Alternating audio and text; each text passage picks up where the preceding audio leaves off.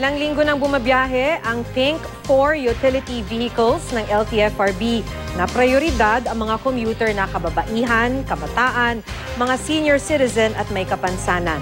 Malaking ginhawa raw ito para sa kanila. Makibalita tayo kay Trisha Zafra.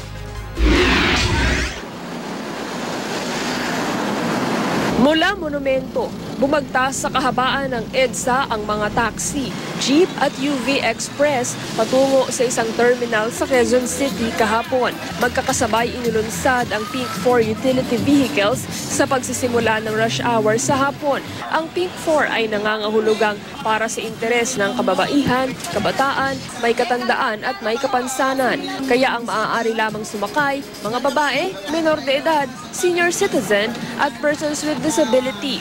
Ilang linggo na rin bumibiyahe ang mga ito at sa pangkalahatan, epektibo raw ito ayon sa mga pasahero tulad ni Elgin. Hindi masyadong crowded ang pila.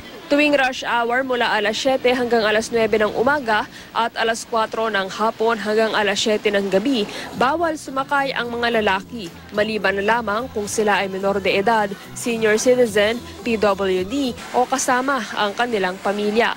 Gaya ni Mang Jerwin. Parent ng dalawang bata hindi naman pwede maiwan. Bagamat tila etsapuera sa proyektong ito, wala naman daw problema rito ang mga adan. Mga lalaki naman kami, pwede naman po kaming maghintay kahit mauna naman po sila. Maganda para at least hindi sila mababastos.